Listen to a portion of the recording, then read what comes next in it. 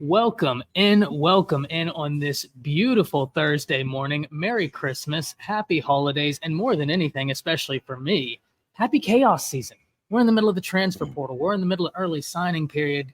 Mr. Alabama football himself, Kyle Henderson, is not with us today. He is taking a much-needed, much-deserved vacation. Hop down to the comments. Wish him your well wishes as he is seeing his family. But fear not, Coach Sean and I are here to have you covered. Coach, how are you today? I'm good, man. I can't complain. Could be worse. My grandmother used to say, even if you complain, nobody will listen anyway. So I'm doing better than I deserve. Definitely. What about yourself, man? Man, once again, I can't complain, and I love that. My grandmother used to say the same thing. She said, even if you Yep. complain, nobody will care. And I was like, well, At you know all. what? That's probably pretty fair. So, but you know what, Coach? Even though we are blessed, we need to talk about the Tide, who are extremely blessed, not only with the season that they've had, but Coach, let's dive into this early signing day talk because it's our early signing period, but we need to kind of recap the class Alabama signed yesterday, vaulting into the number 2 recruiting class in the nation, which should surprise nobody who pays attention to college football. Coach, I want to get your thoughts on this real fast because I didn't get to speak to you yesterday. What stood Yeah. out the most to you from Alabama's work yesterday? What stood out to me the most is the amount of secondary help that they got, that they recruited. I was, being that Jalen Mbakwe is going to be on the defensive side of the ball, I was completely enamored with Saban Brown. I watched that kid's career. I know the program he comes from in California, what system they run, how it's very, very, very conducive to what they run in Alabama with principles. Just the amount of secondary help, Jalen Mbakwe, Saban Brown, several other guys in the secondary, Jameer Grimsley, Woodyard, just several guys, man, that play in that secondary. The bulk and the amount of secondary help that we got, along with Dre Kirkpatrick Jr., that's really what amazed me. I was really elated at the quality of defensive back that we got as far as safety and cornerback. And that was an area where Alabama is going to be losing some talent to the NFL draft this year. Now, I do want to point out to everybody, Des Ricks was a member of this class, Coach. And as you'll Right. remember, he was the number 1 defensive back in this class. That's a fact. He did the same thing that Ryan's doing this year, didn't he? Yep. And was a 5-star Reclassified. as well, number 17. Yeah, But it is so wild to reclassify and still be a top 20 player in the nation. I don't yeah, think it's people crazy. appreciate That's how crazy. wild that is. Coach, I'm going to tell you about a player that the people in here yesterday, unfortunately, ladies and gentlemen, if you joined us in here yesterday, you heard me sing his praises, but I want to get a coach's perspective because it's one thing for me to sit on the outside and observe, but I'm not a coach. I'm just a student of the game. I'm just trying to learn as much as I can. Coach, Justin Okoronkwo is a player to me, that linebacker from Germany, that every time I watch his film, it's like that old adage. It sticks out like a sore thumb. And boy, let me tell you what, when you watch his film, there's a sore thumb on that Yeah. field because he screams off the film. Talk to us about that because he's a player that's a little underrated. Not a lot is known about him, but I think Tide fans are going to be elated the more they learn. I think Justin is an absolute monster. This kid is he's a project, obviously, because of the position he played and the system he'll be going into. But this kid is an absolute dog athlete. 6'3", 215. Kid could actually play safety or linebacker or middle linebacker, right? The kid has the size to put on to add weight to play middle linebacker, the smarts to play middle linebacker, and the athleticism to play safety. Kid can play coverage. Kid can come up and hit you. Very, very good athlete. Very good athlete. Obviously, somebody on that staff knows exactly what they're doing. Kid is not stiff in the hips at all. Kid is physical at the line of scrimmage, at the point of attack. And what's important, what amazes me about this kid, with his size being 6'3", 215, that height, that size, the kid has very, very good coverage skills. I was amazed, like, who is this kid? Where is he from? So for those guys to find that kid and to offer him a ship, that tells you that our staff is ahead of the curve. I'm very excited about this young man. It's just going to be really, really interesting to see where they play him at.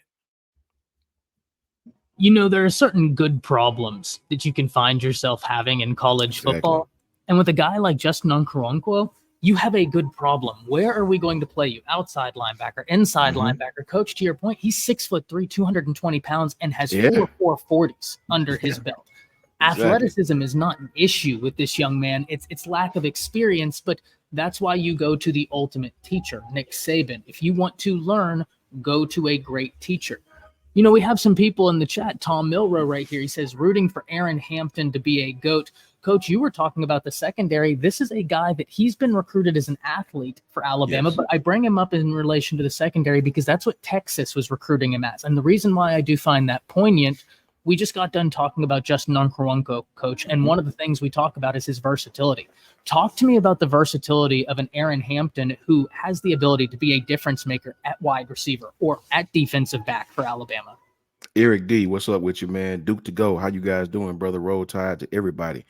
I said yesterday on our show that in Arian's case, I hope they put him on offense. Man, this kid is absolutely electric. He is amazing with the ball in his hands. One cut ability, take it to the house. He's a smaller guy. He's very similar to how Jalen Waddle was when Jalen Waddle came into the program at Alabama. When Jalen got to Alabama, he may have been 5'10, 5'11, 180, maybe when he first got there. Very similar to Jalen, very fast, very quick, very good burst. His 10-yard split is absolutely amazing. This kid, I would dare to say, I bet you Coach Saban and his staff keeps him on offense. He could play defense. Kid is a supreme athlete, superior athlete. He was one of the kids I was on at the beginning of the recruiting cycle. He committed to Texas, right? We was on him early. I was disappointed that he committed to Texas, but this kid is a firecracker, man. You add him along with some of the other guys we have at the running back position, man, you're going to have a track meet out there. You got to have guys like this that can take it to the house at a moment's notice. Isaiah Bond, but this kid has a thicker frame, a thicker lower body, right? So this kid is amazing on offense. He could play defense. This kid can play anywhere. But for punt return abilities, kick return abilities, and wide receiver skills, I would love to keep this kid on offense. Aaron Hampton is absolutely amazing. Call him Bubba Hampton.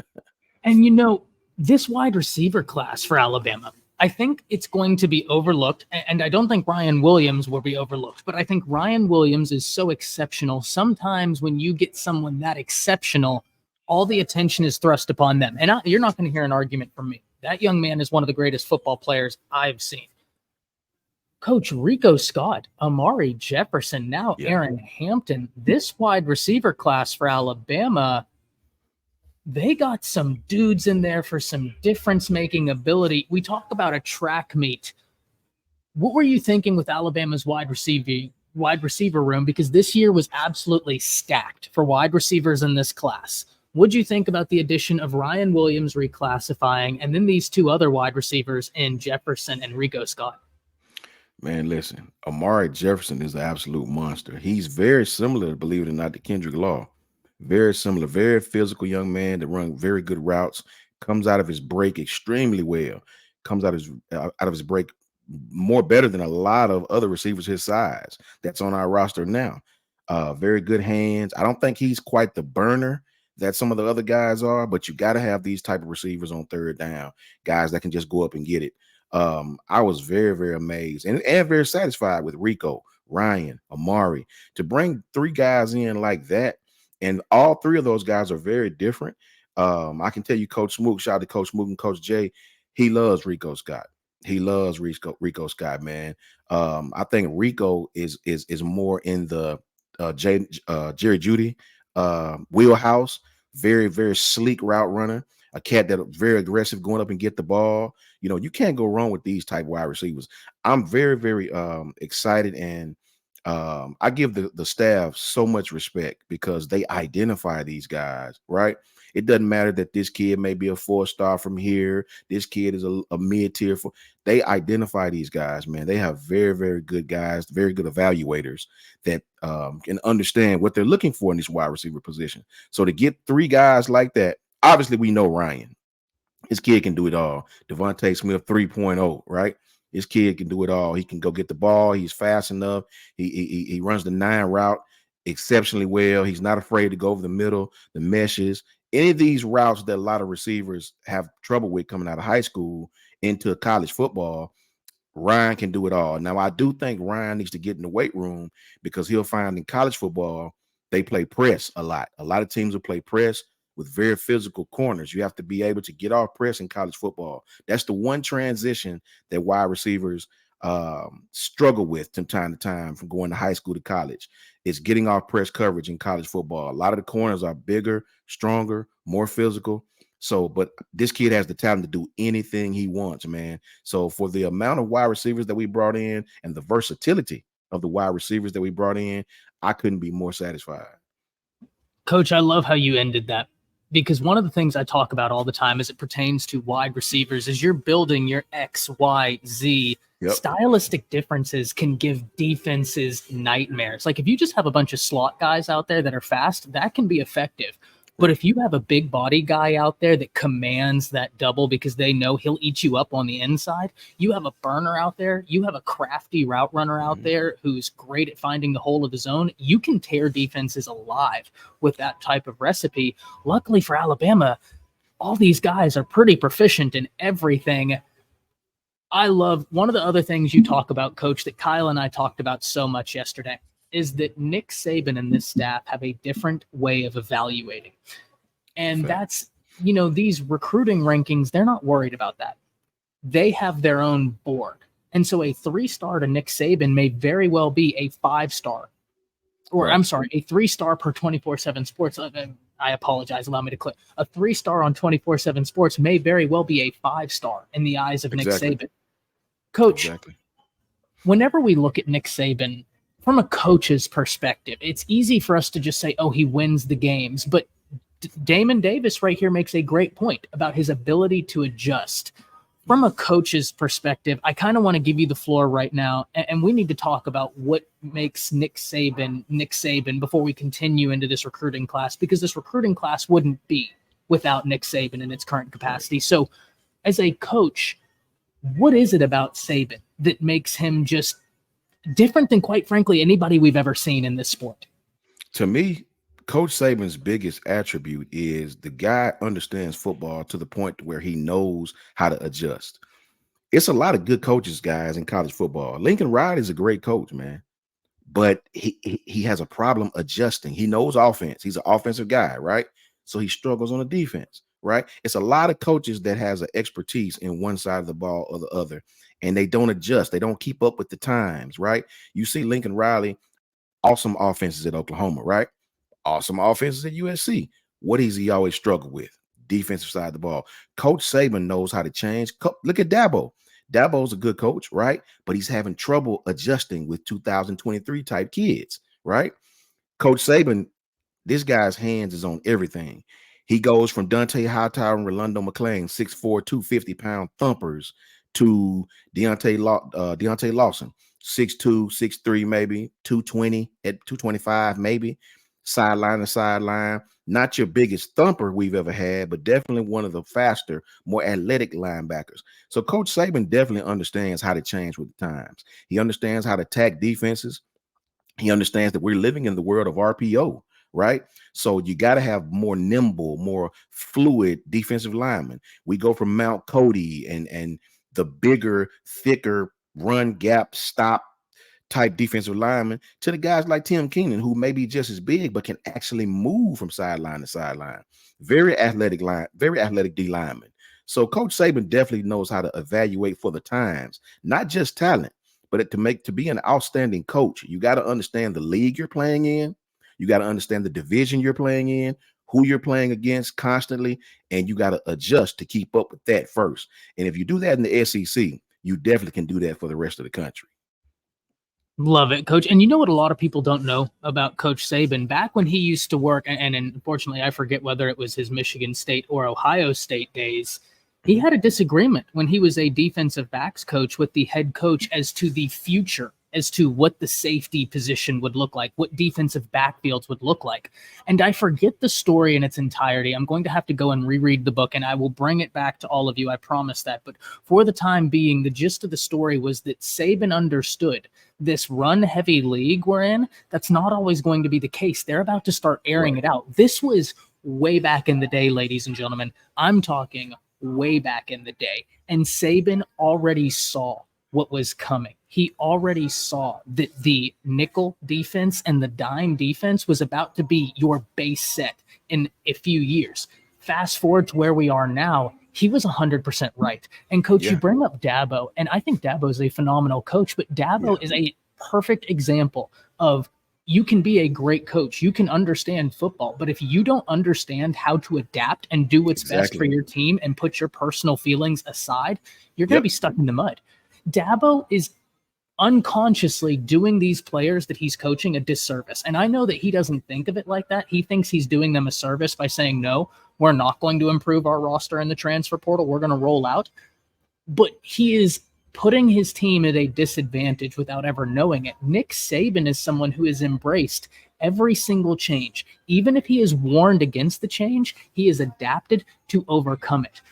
Coach, it's wild to think, but this is a man that I believe this fully. If Nick Saban wasn't a football coach, he would have the same level of success in any other outlet of life he would have chose, because of some of these little nuanced brilliance that are Nick Saban. Now, we've heard so much talk, Coach, and this is going to be a loaded question, but I have to ask it. All offseason, this season, all we heard as Alabama fans, Nick Saban is losing a step. Chat, let me ask y'all this. Did that recruiting class look like Nick Saban is losing a step? Coach, it looked like Nick Saban's losing a step to you? Absolutely not. Absolutely not. I'll say this, Todd, and to piggyback off of that, I understand where the casual fan would think that. I do get it, right? Because kids today, I know personally, I deal with high school kids all the time, man. Kids today are, when I say 180 degrees different from just 3 years ago, not 5 or 10, from just 3 years ago, you better believe it, right? You couple that with the NIL opportunities that's coming in. To understand the way these kids think today, Ty, you would have to understand the smarts of these kids, the gist of what these kids are around, right? When I played ball, all we knew was to play ball. You on scholarship, you play ball, you get your grades, you do that, right? Nowadays, these kids are social media sound. They understand the ins and outs of football. We was talked about this the other night, me and Smoot. The kids nowadays, Ty, they understand that if you use my face on something, you have to pay me, right? Legally. The kids understand that. They know the rules of this thing outside of just play football, right? And all these kids are aware of it. You believe me when I say they talk. They have private chats where they talk to each other. When I played football, we communicated with maybe guys we play high school ball with. But other than that, you didn't communicate with the other team at all.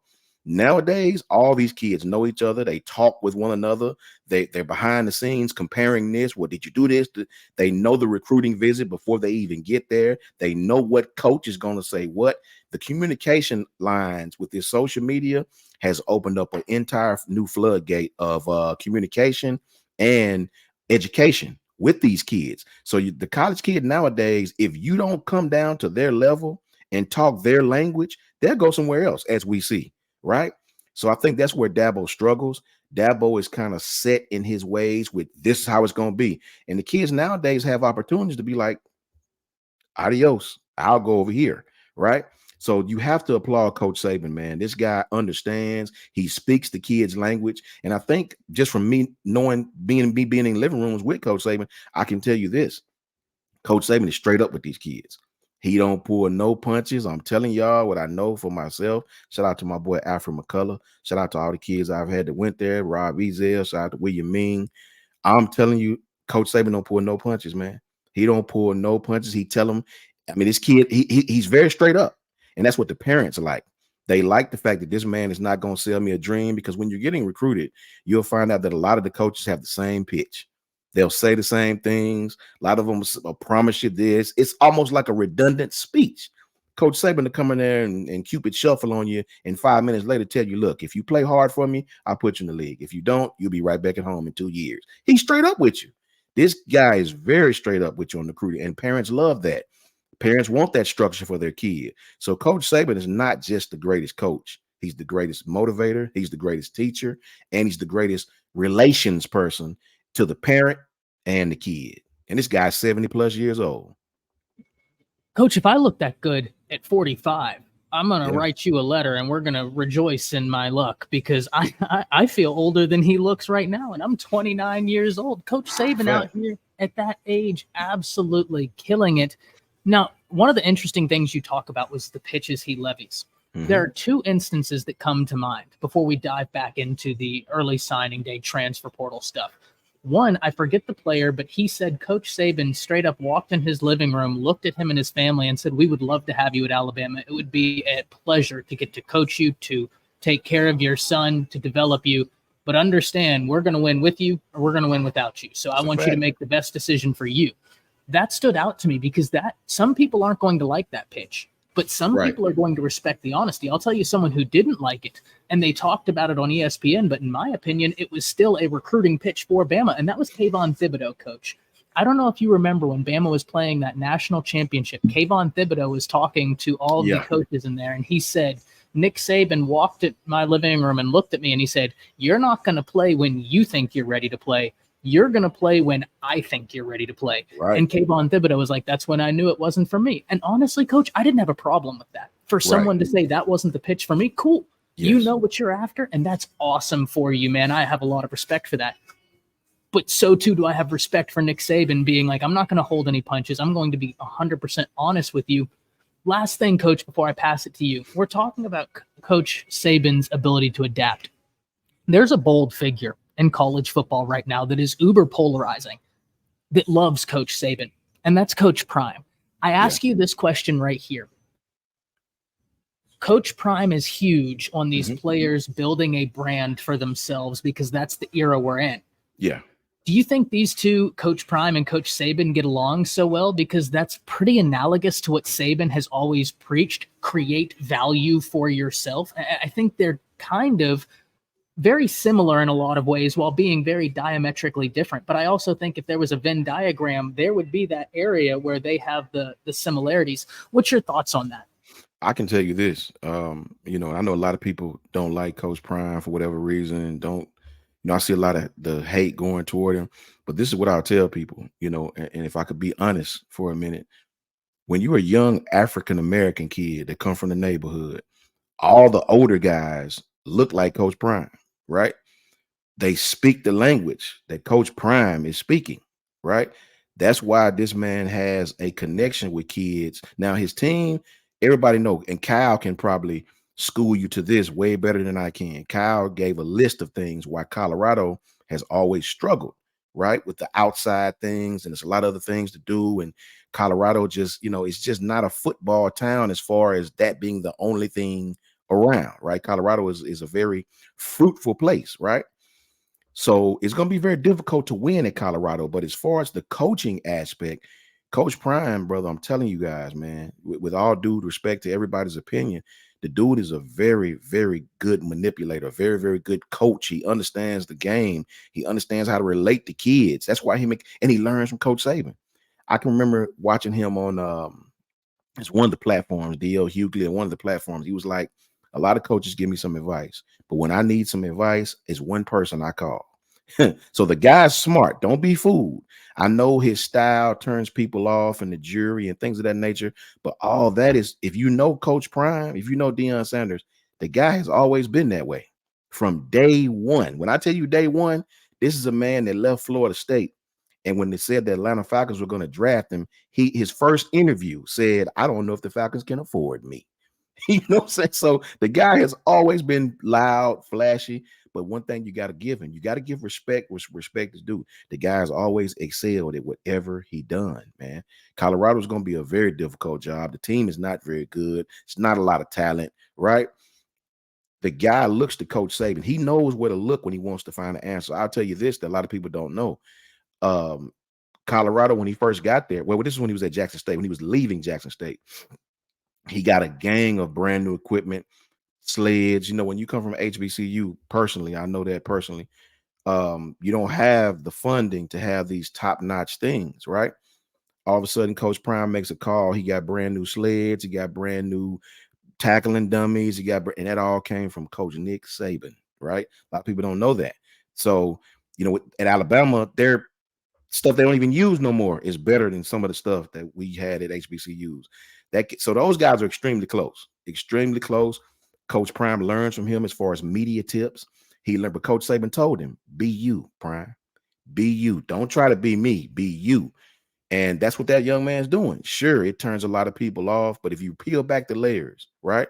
If we be honest and peel back the layers, listening to Coach Saban, the guy's gonna go up. Coach Saban's talking to him about recruiting, how to recruit, how to pitch this kid, how to pitch that kid, where to pitch that kid to. And it's gonna take a while, like being in Colorado. It's gonna take a while. Those guys have been pretty bad at football for a while now, right?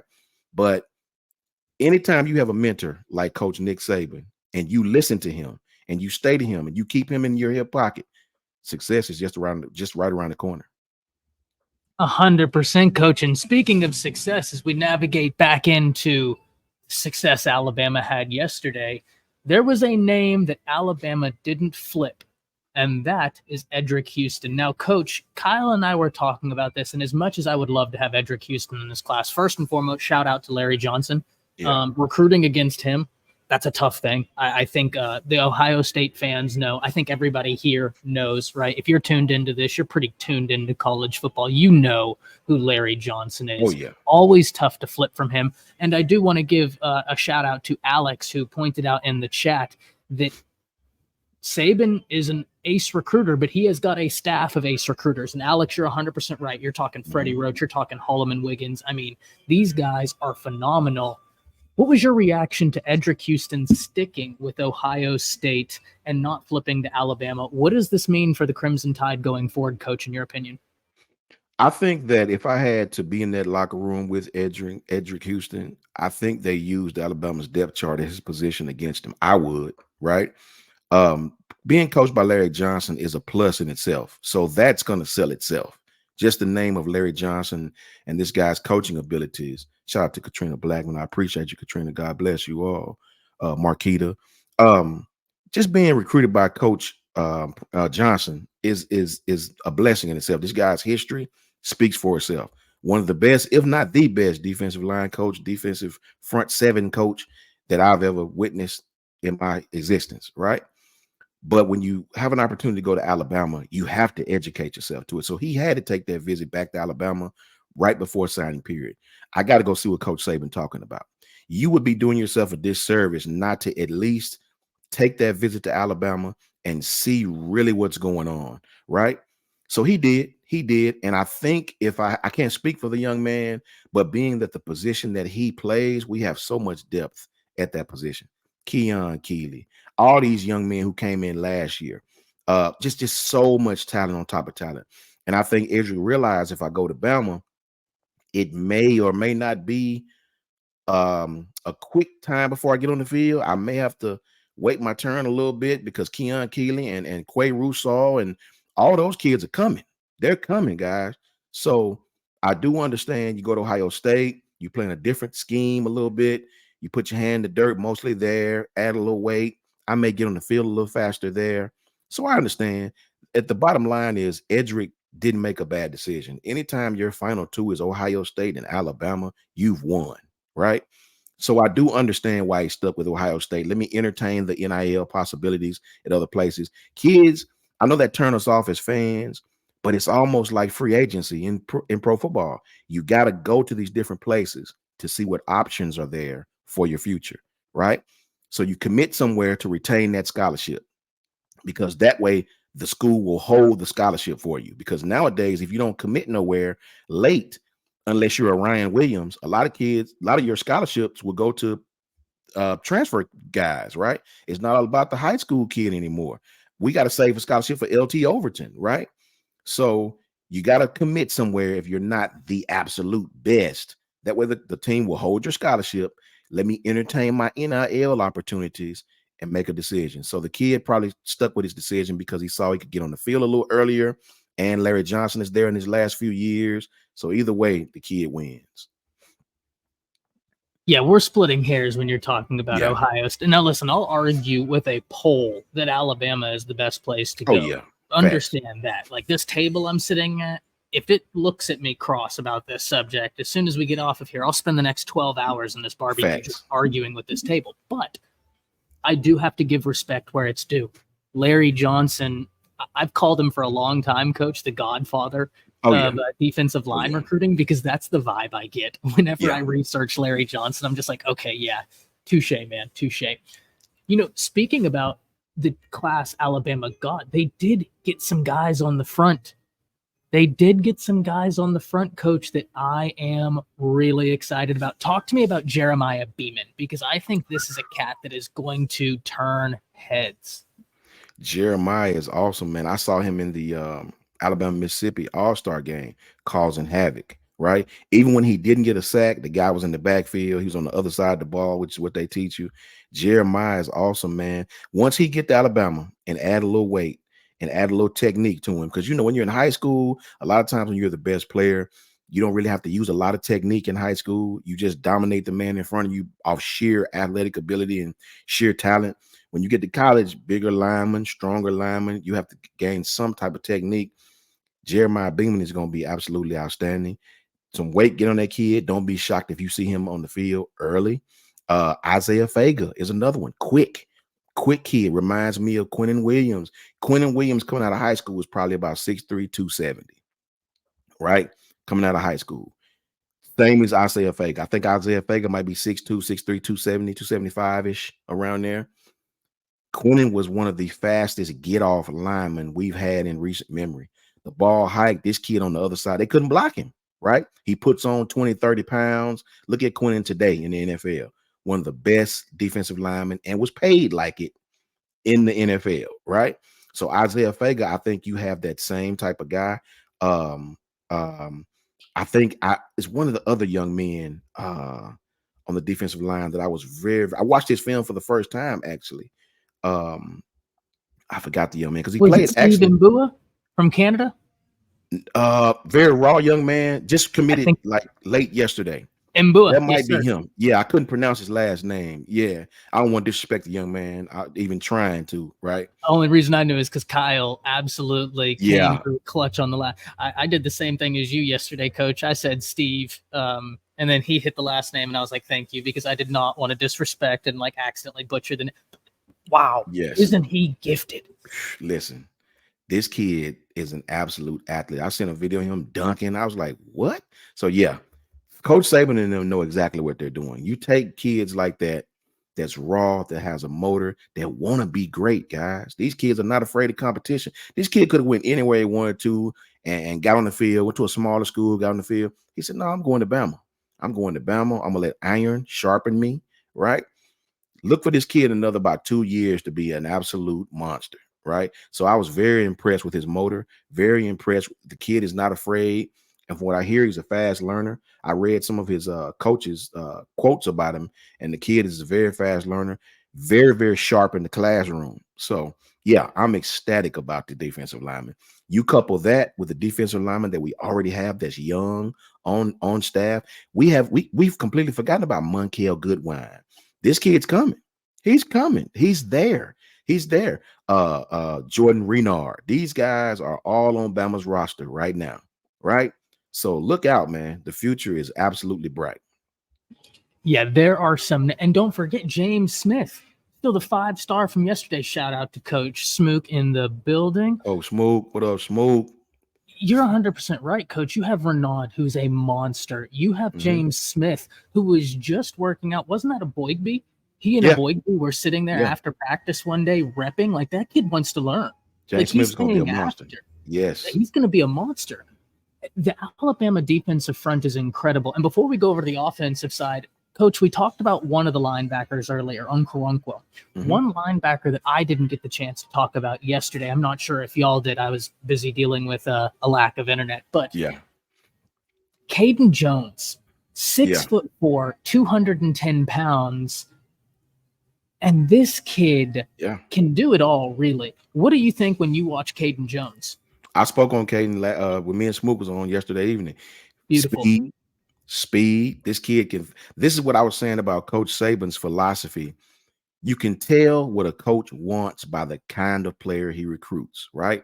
He could have easily went out and got a 6'4", 250-pound thumper. No, he got a 6'4" gazelle, 210 that can absolutely fly. The kid can bend. I watched his film. The kid has great hands, and the kid is a coverage linebacker. Kid can drop back into coverage with no problem. He doesn't look uncomfortable. If you remember, we tried to drop Will Anderson in the coverage, and Will looked so uncomfortable trying to backpedal. It looked excruciating for Will, right? Will was a pass rusher, run stopper. Will was not a coverage linebacker. Pete Golding had that man dropping back, and it just looked painful to watch, right? This kid is 6'4", 210. He looks like a defensive back. I couldn't believe it. I was like, this kid play linebacker? And I saw he was 6'4". I said, okay, I get it. So yeah, Caden Jones, well, that's another one. That's another one. So I can understand why Edric Houston, putting hand in the dirt, standing up at linebacker, whichever one he choose. I understand why the young man went somewhere else. This is another guy that's going to come in that can absolutely bend, absolutely run. You add 20 pounds on this kid, look out, right? So no decreased athleticism with that weight either. Yes, exactly, Ty. It's amazing, man. It's amazing to see how these guys identify these athletes. And the future's bright, man. The future's absolutely bright. Big shout out to Coach Jay and the brother Coach Smook, man. That's Rico's. Hey, Coach Smook be on Rico's squad. He was the first identifier of that guy. You got to give him love on that one. He identified Rico early. So shout out to Coach Smook on that one. Yeah, and Al, he drops a comment here. And Al, you beat me to it, actually. That's the wild part. Coach, I think I've told you this before. I don't know. I'm sitting right now recording from beautiful Denton, Texas, where Drew Sanders played his high school ball in a stadium that when I'm usually in the studio, I can hit that stadium with a football. Not really. I'm not that athletic, but I'd like to think I could hit the stadium with a football. I tell myself that every morning as I look in the mirror. I got to watch Drew Sanders play a lot in high school. And when I watched Caden Jones, it's not that I thought, oh, this guy is Drew Sanders. What I thought was, I haven't seen too many guys with this sort of athletic ability where I'm genuinely questioning, where are you going to play? Not questioning it is, where are we going to, where are you going to settle at? Because I see 3 different positions you could play and probably play pretty effectively. Yeah. Once again, Coach, beautiful problems to have. Now, before we transition to the offensive side, there's a legacy in this class, Coach, and we would be remiss if we didn't continue to sing his praises. Yeah. And it makes me feel old. Drake Kirkpatrick Jr. in the class. How in the hell is he a 3-star, Coach? Hey, you know what? I do understand the business, and Coach Jay and Coach Smook can tell you this. Shout out to Travel Pernil Sports Podcast. Shout out to you, brother, home team right there. QIFD, Q1FD, I think. Let me say this. When you don't participate in a lot of camps, and Coach Smook and Coach Jay can tell you this, that's how you get missed on the stars, right? To be ranked with the star system appropriately, you got to attend the bigger camps, the guys, the camps that matter, right? The camp, some of those camps are invite, some of those camps are pay for it, right? When you don't attend the VTOs, the Nikes, it's sort of easy to miss out on a good talent like that, right? The camp circuit is huge. A lot of teams won't even offer you unless you camp at their school personally. Alabama being one of them, unless you just an absolute dog, like straight Caleb Downs type kid, right? So I do understand how the star system may have missed him. But let me tell you something about Drake Kirkpatrick. I watched this kid. The kid is gifted athletically, right? The way they used him at his high school, Gaston City. Sometimes in high school, you don't use a kid to his talent. A great talent, you sort of use him all over the place, a la Jalen Mbakwe, right? A kid like Dre, right? This kid is an absolute beast. And you saw it during the All-Star game, right? They did try him. They didn't try Jalen Mbakwe a lot, but they did try Kirkpatrick, and he absolutely balled out. The kid is physical. The kid had, I think he caused 1 or 2 forced fumbles. The kid had interceptions. The kid was all over the field. The kid and what they tell you is his football mind is already 2 or 3 steps ahead of another freshman. Kids like that always get on the field. It reminds me of Mark Barron. Mark Barron was like that. Mark Barron wasn't the best athlete. People forget Mark Barron was a 4'6" guy. He wasn't very fast. He had good size on him, and that was about it. But you know what he was? He playing at St. Paul. He was mentally ahead of most people. And that kid was an absolute monster. He's a legend at Bama, right? So keep your eyes on Drake Kirkpatrick. Don't be fooled by that star. I'm telling you. Trust me. Don't be fooled by that star ranking stuff. Drake Kirkpatrick If he had went somewhere else, I'd have been very disappointed. Kid can play, comes from good loins. He understands what's expected of him at Alabama. His father, a legend around here, right? So be open-minded to Drake Kirkpatrick, because you're going to look up here in another year or two, and that kid's going to be on the field. Watch. You know what I love about this dynamic, Coach? We haven't gotten the ability and opportunity to work together much, but Yeah.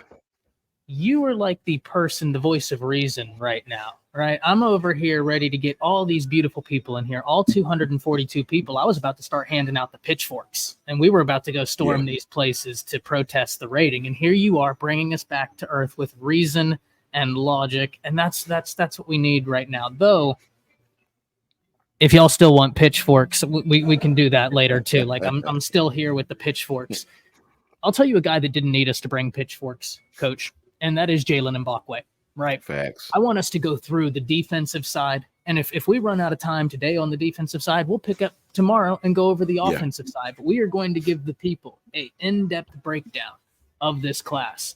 We've talked about a lot of these secondary guys. You talked about Saban Brown. Peyton Woodyard comes in here with him. Those two. Isn't that a cool story, Coach? The fact that they've been friends for so long and now they're enrolled at Bama. Like, I showed my wife that, who's a teacher, and she thought that was one of the coolest things, that they've grown up together. Yep. They're taking on this journey together.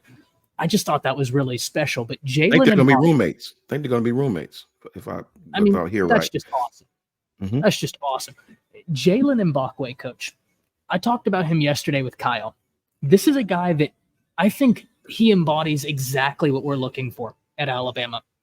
Julian's saying the same way. Caleb Downs. This Jalen Mbakwe committed and was locked in. Now, I don't personally mind if a guy commits and still takes their visits, right? Because if I was as talented as these kids, I'd be everywhere. But, Coach, how do we quantify how big of a get Jalen Mbakwe is? Because it's easy to see the 5-star ranking. It's easy to see where he ranks on the top 247, on 3 composite, whatever. But from a coach's perspective, Jalen Mbakwe, how big of a win is this young man? Let me go on record right now, and you heard Coach Sean say this. Outside of my guy Saban Brown, who I'm the most excited about, Jalen Mbakwe will probably be the most talented kid in this draft class, in this recruiting class. I got a close opportunity to see him up close and personal at a camp in Atlanta. This was 2 years ago. I think this was before his injury. He had got hurt. This is before his injury, and he was the best player there, right?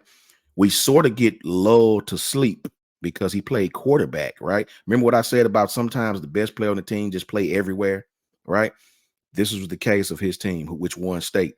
And let me be the one to tell you, Jalen Mbakwe, this kid, once you get him some coaching, right? Once you get him some Bama coaching on what to do, this kid is a talent, man. I'm telling you, if you think Caleb Downs is just individual talent, running, jumping, athletic ability, he's right there with him.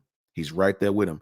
Now, the one thing I will say, Caleb had an advantage because he actually got a chance to play the position that he's playing in college now. His whole high school career, he played a lot of stuff too. He played on offense, kick return, all of that, right? But he got an opportunity to settle in at safety, both safety spots. Jalen had to play quarterback. He played receiver some. He played all over the field. So Caleb will have that advantage on him. But if you're talking about sheer athletic ability, sheer learning, sheer playmaking, Jalen Mbakwe is just as talented as anybody that we recruited yesterday, that we got. Trust what I'm telling you. Him, Saban Brown, I cannot tell people how good of a recruiting pitch, class, catch, signing those two kids were. The secondary as a whole, I said to Coach Smoot yesterday and Coach Jay, that is what I'm most impressive about, the secondary pieces that we have for the future.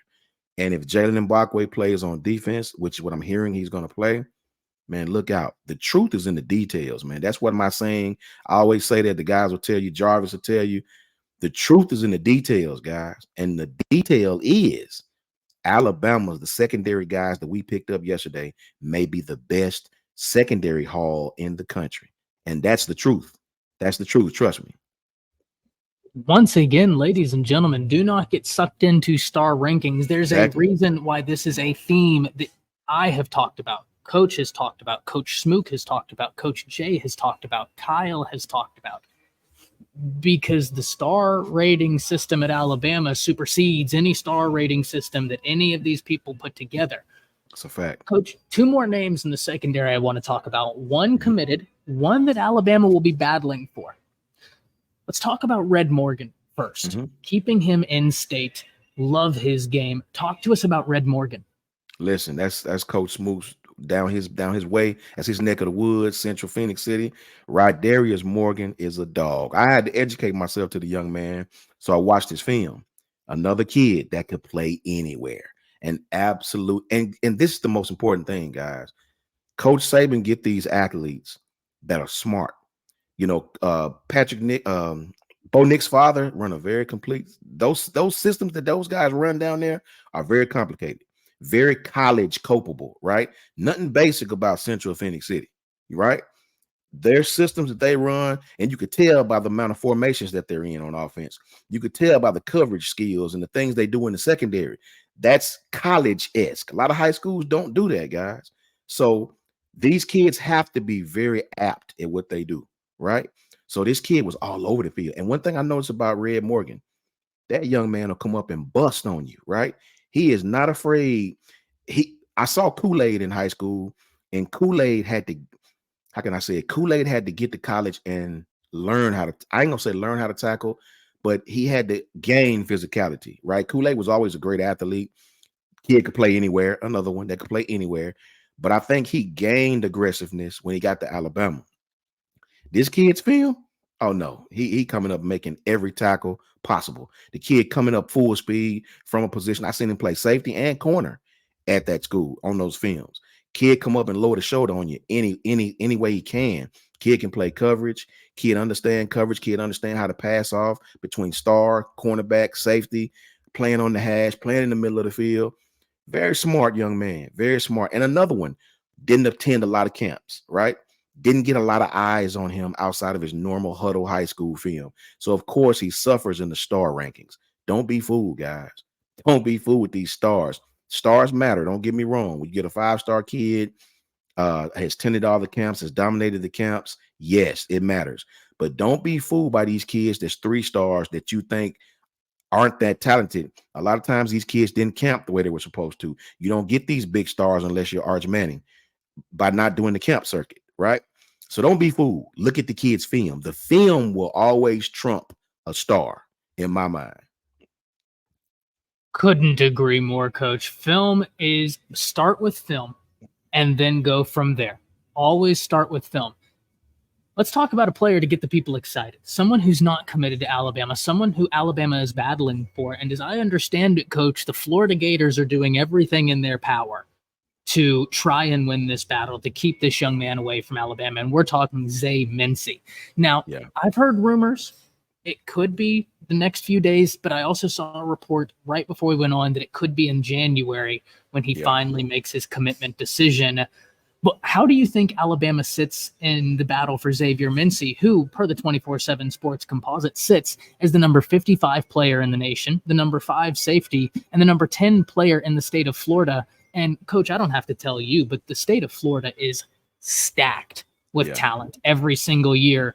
How do you like Alabama's chances in getting in another big win? In my mind, just being honest, this is a 6'2", 180-pound kid, man. I don't know if Bama's going to get this young man, right? I know Bama's in there. I believe he's going to go to Florida. I do, with the NIL opportunities that I see that he has. I think I would love to have him at Bama. Lord knows I pray he comes to Bama. But I think Florida's leading for this young man, where he's from, being he's from Daytona Beach. I don't know the pipeline that the Gators have to Daytona Beach, but I do know that if he got some from his NIL list, he has some incredible opportunities there in Florida to stay at home. As opposed, Alabama's not going. One thing about Alabama's not going to go overboard to sign a kid, right? With NIL, we're not trying to put millions in your hands and all of that ridiculous stuff, right? Bama will set a tone. From what I know, just from my partners who coach on their staff, they'll open up NIL opportunities to you when you sign, jersey sales, small business promotions, commercial opportunities, different product lines will let you use your face. And so Bama will open these things to you once you sign. Florida's in a position where they think I think they may need him more than we do, right? I think with us it's a want. I think with Florida it's a need, right? At that position. So in my mind, if I had to pick, I think this kid commits to Florida. I think right now he's going through his NIL opportunities. He has some other opportunities outside of Bama in Florida, right? So, but I do think he's a Florida kid. I think it's going to be very tough to get this young man out of Florida, being the position he plays. Miami, I don't know, man, with Zay Mincy, but I don't think Bama's going to pick this one up. I don't. Yeah, and listen, you can't win them all. I've always said this. Right. It's about winning the battles you can't afford to lose. We just got done talking about how many guys coach in this secondary. Now, don't get it wrong. I love Zay Mincy's film. Yeah. Let's not get anything minced here. I love his film. If he gets added into this class, you're going to see a very happy tie. But let's also be realistic about this situation, ladies and gentlemen. Let's also look at this from a nuanced, objective approach. Coach, Florida got rated yesterday. And I don't mean the state of Florida. I mean the Florida Gators. They were top 5 a week ago, and now they're number 17 in the nation, which you're still a top 20 recruiting class, but that's brutal for Billy Napier. I mean, they fired Dan Mullen because he couldn't cut it in recruiting. That's really brutal if you're Billy Napier. But also, Coach, I have a question. Do you think Florida State could make a run? Because they had KJ Bolden flip from them to the Georgia Bulldogs. They now have that opening at the safety position. He's in the state, and they like bullying who they perceive to be little brother Florida. Do you see Florida State getting active in this as well? I do, man. One thing about Florida State does have some very unique NIL things around them. Florida State has the money down there. They, when you look at NIL opportunities and alumni giving back, Florida State is right there. Trust me. The one thing about it is they're deep at his position, though. Florida State has some dogs already at his position. I think he'll get on the field much faster at Florida than he would at Florida State. But I do see Florida State being active. It never hurts to claim a top recruit from your state, obviously. Daytona Beach as well. So, yes, I do see Florida State. I see Florida State active in this young man's recruiting even more than Miami. If you start talking NIL, that's when you'll see the Miamis pop up again. Miami is a private institution, right? They don't have to report anything. They're a private institution. They can offer whatever behind the scenes with nobody's say so. So the NIL that Miami has is plentiful, right? And you're seeing that in their recruiting classes. Ask Javian Coheen, he'll tell you, right? So yes, to answer your question, I do see Florida State being extremely active in this young man's recruiting. It's funny, coaches. We have one more defensive player to talk about, and this worked out. Breaking it up into defensive players and then offensive players, we went a whole 60 minutes just breaking down this defensive class. Ladies and gentlemen, if you think Saban is missing a step, you just had 2 analysts go 60 minutes breaking down defensive class, and we held punches because we didn't want to run over time. Yeah. Coach, weeks ago, I started floating this. Who was going to be this year's Notre Dame? And what I meant when I said that, if you remember last year, Notre Dame at one point had Peyton Bowen, 5-star safety, number 2 safety in the nation, goes to OU. He was a part of Notre Dame. They had Keon Keeley. They had Dylan Edwards. Their class collapsed right before National Signing Day. I asked that question a few weeks ago, and the answer came back from us this past week. It was Florida and Michigan, 2 schools that were top 5 recruiting classes and just got demolished yesterday. If you're a fan that looks at where a school ranks, like if you're one of the fans that looked at Alabama in June and said, oh man, I'm worried, never worry when Saban is at the helm. That's what I've learned. Coach, I want to get your thoughts on that. I also want to ask you and chat this question, both everybody here and if you're watching this back late. I want to know who you think is the biggest loser from National Signing Day, or at least the early portions of National Signing Day. Listen, I love my friends that are Florida fans. Shout out to High Top. Love him to death. Yeah. But Florida would have to be my answer. Coach, interested in hearing your perspective on that. Who the biggest loser from National Signing Day was, because we know Bama's an argumentation for biggest winner. And then talk to us about Sterling Dixon, because we saved one of the best for last. I'll tell you this: if I had to pick another school outside of Florida being a loser, it would be Texas A&M. And I'll tell you why. And it's no fault of Mike Elko's at all, right? This man just got there. Great coach. Yeah, man. Texas A&M, man, brother, listen. I think they were 21, if I'm not mistaken. I could be wrong. Someone check that if you get a chance. I think they were 20 or 21 in recruiting. Half of that class that was so dynamic 2 years ago is gone.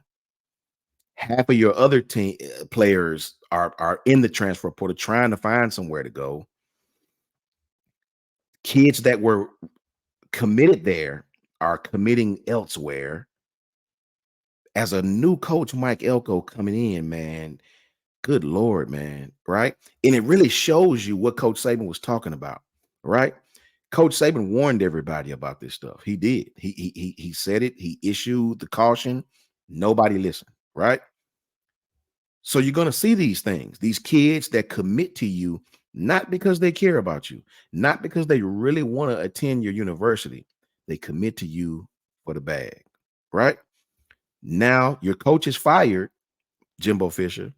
Look at the culture of that school now, right? And it sucks if you're Texas A&M, because your biggest rival, Texas, is trending upward, right?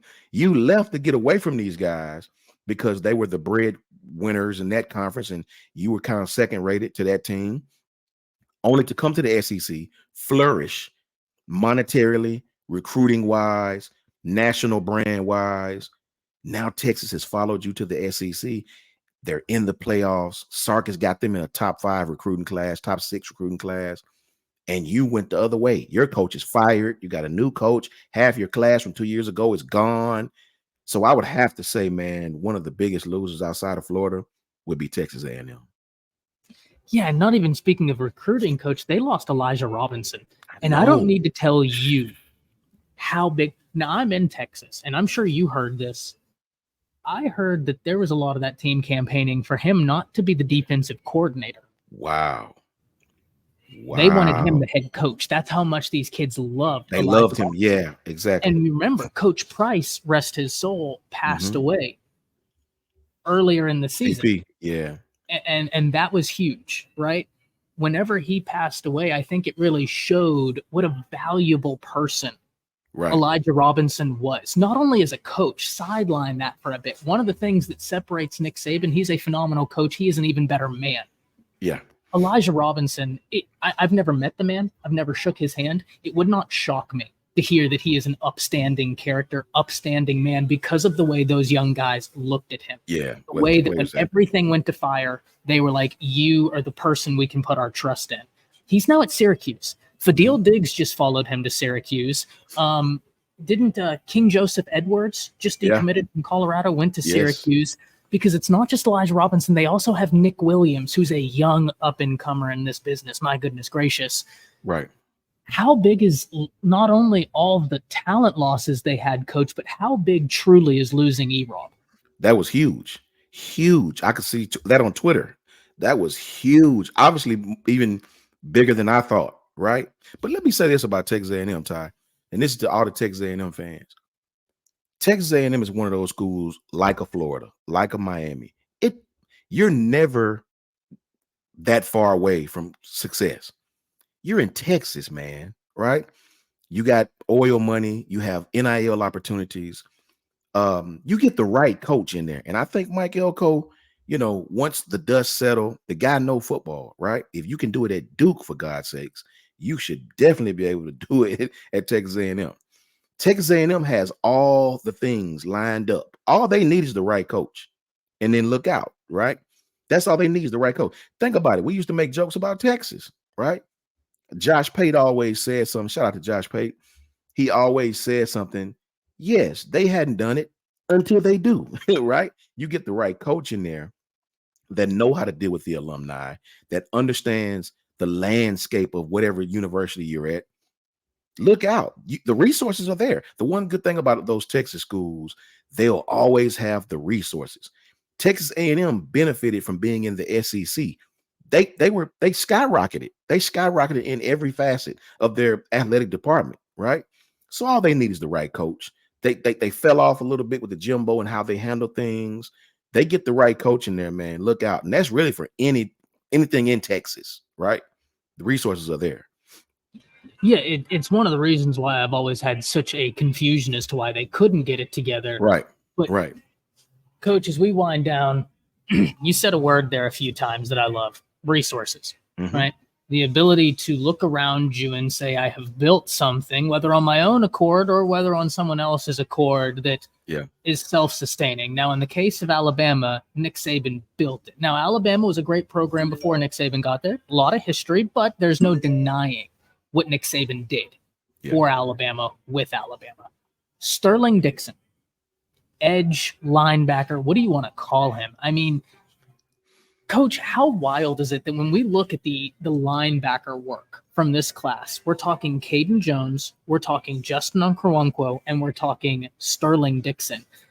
That's a rare type of athleticism at the linebacker position. What are you thinking about Sterling Dixon, how he fits into this defense, and the linebacker recruiting as a whole this year? Sterling is another one that could play middle or outside. Sterling is probably 6'3", 215, 210, 215. Perfect frame to add weight to. Kid is absolutely a speed demon. Very, very smart. Auburn was offering this kid. I can't tell you guys what Auburn was offering this kid, right? They wanted this kid absolutely in the worst way. So for this kid to stick with his Bama, I remember his commit video was viral, right? Very popular commit video. I challenge everybody to go out and watch Sterling Dixon's commit video. It was awesome. This kid is another versatile kid. I think he got hurt this year and ended up having surgery. I think he's gonna have surgery. From what I'm hearing, the Bama people wanted him to hold off on the surgery and let the surgery be when he got to Bama, so the Bama people could control the surgery, not the high school, not the doctors at his hometown, but more the Bama physicians, which may be a smart move, right? This kid is when this kid heals, he'll be in the play too as well. This kid is athletic of a linebacker as we'll have on the roster, right? It's a reason why Coach Saban and that staff went after this kid so hard, right? That is Al Sanders hit the nail on the head. Sterling Dixon, think Anthony Hill. Al, I couldn't have said it no better, my friend. That is the type of talent this kid is, right? So I think it was shoulder surgery, if I'm not mistaken. If you fact check, this kid is talented. I think, in my opinion, just my humble opinion, they'll use this kid on the outside as a pass rusher. But the kid is talented enough to play anywhere on the defense, man. In the front seven, this kid is that talented. As far as the linebacker positions, I'm elated with having Sterling, right? Let's get the surgery. Let's get that man healed, get a little red shirt on him so he'll have all his years to play. Let's not waste a year. And look out on Sterling. The truth is in the details on this young man. Love it. And Coach, here's a question. I should know this. You might know it. Whenever we're talking medical red shirts, does it help if he was to have his surgery after already being enrolled at Alabama to get that medical red shirt completely cleared? Because then they could be like, oh, well, he was enrolled here whenever the surgery happened. Or do you think that the NCAA, although I don't think that the NCAA is really in a position to tell anybody what to do right now. Right? Exactly. Yeah. So the NCAA probably wouldn't even push back on it. So, yeah, that's probably a non-issue. But when did he get that shoulder injury, Coach? Because when you look at where he ranks, you wouldn't think that the young man missed a down of football. Top 200 player in the nation, top 15 in his position. What point in the season did he get that injury?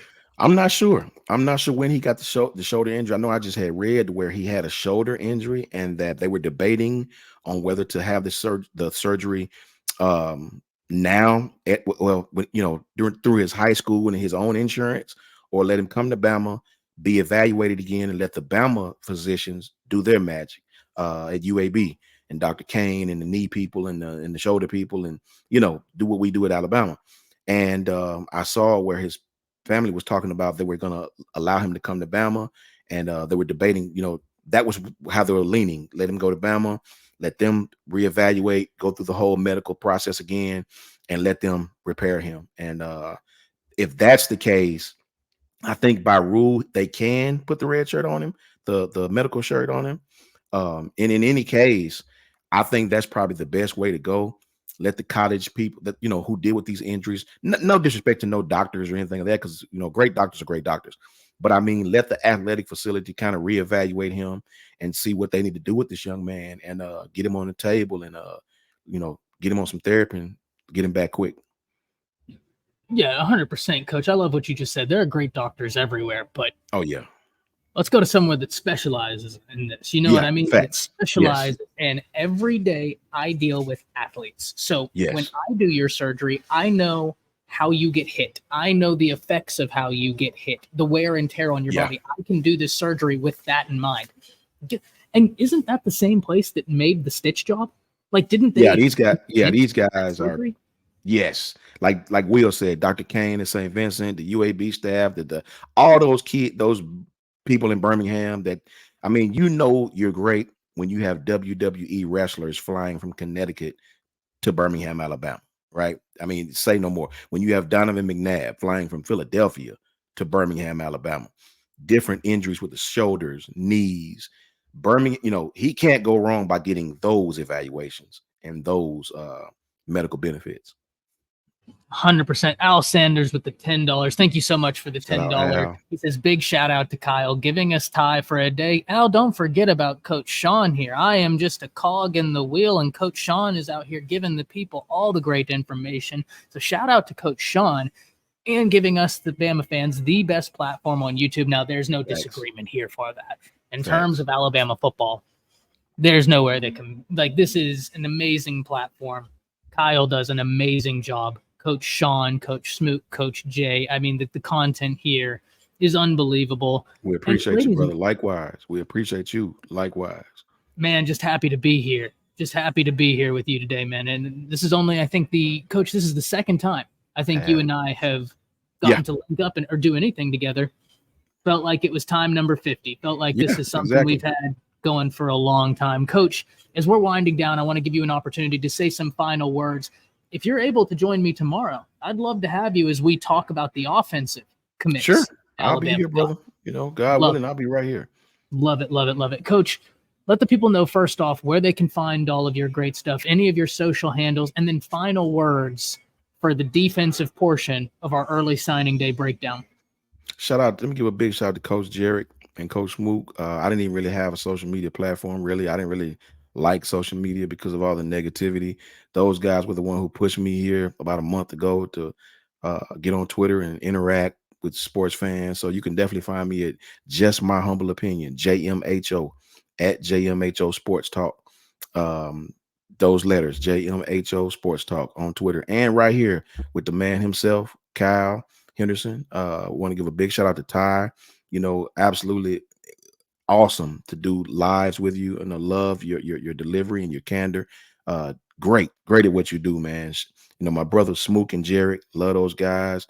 The final thing I'll say, guys, is I had some people that were arguing about the placement where we were recruiting at, Georgia being one.